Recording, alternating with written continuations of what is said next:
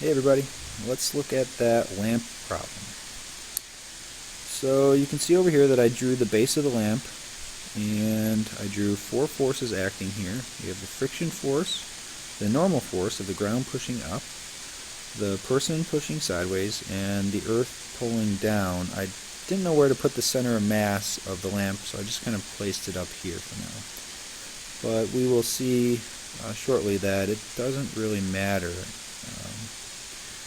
in the end where that center of mass is, at least in this problem. So first of all, the question says, at what height would this lamp start tipping? Before we do that, we have to know how much force we need to push with to get this lamp to even move in the first place. So let's just sum up the forces here. I drew my kind of extended force diagram. Let's do the sum of the forces equation. So sum of the forces, let's do the x direction. That'll be the force from the person, this one, minus the force of friction.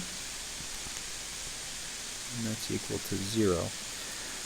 Now, I put that 0 there. If those two are in balance, the lamp will have a constant horizontal velocity. If I want this lamp to start sliding from rest, this force is actually going to have to be a little bit bigger than this force. This would not equal 0. Once I've got it moving, then I can match these up again, and that can be equal to 0, and the lamp will have a constant velocity. But for now, let's just say if we want this lamp to start moving, then this force has to be bigger than the friction force. So if I solve this,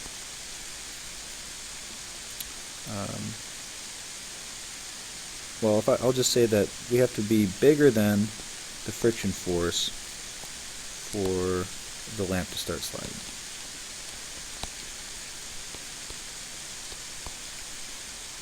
We're also told in the problem that this friction force is always 20% of the normal force here. So let's write that. This has got to be greater than 0.2 times F. So that will probably be important. Alright, let's sum up the forces in the y direction. So I've got this upward force. I've got that downward force, mg. And those will equal 0 as long as the lamp doesn't, shoot upward or fall downward through the ground. So Fn is equal to mg. And in fact, I could plug this in here too and say the force from the person has to be greater than 0.2 times mg for this thing to start moving. Alright, so we've summed the forces. Let's do the torques. Now we have to choose a pivot point.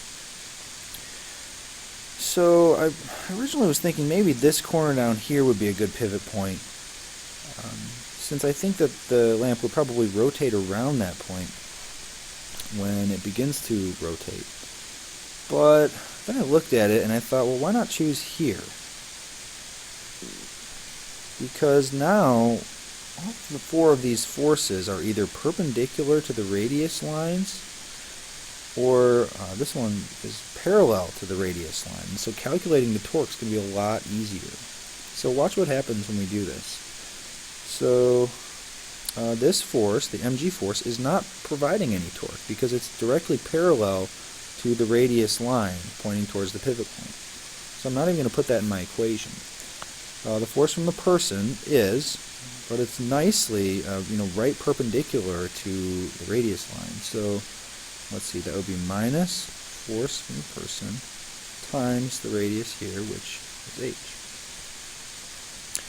Now looking down here, this force, the friction force, also is not applying any torque because this is right along this radius line. So I don't have to put that in this equation. And the normal force here, which we said was mg, is applying the torque. So that's going to be x times Fn, but I'll just plug in mg right away because I know that those are equal. I said that right here. And I don't have to put the sine of theta or anything like that because the sine of theta is 1.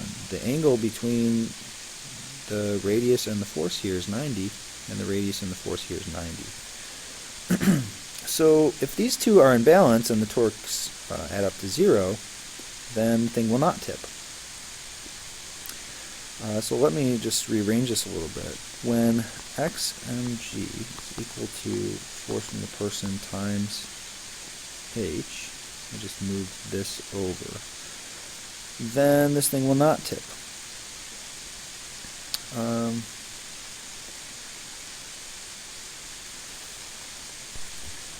But I know that this force here has to be greater than 0.2 times mg. So I'm just going to put that in there for this lamp to even slide at all. So let's rewrite this.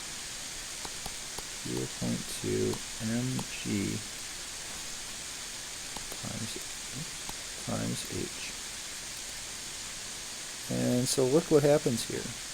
That goes away because we've got it on both sides. And h equal to x over 0.2. Or I could just simplify this and say 5x is equal to h. So let's think about this. If we push with a force of 0.2 mg and we push exactly at a height of 5 times x, this should be in balance. So if we push any higher than that, then the thing should start to tip.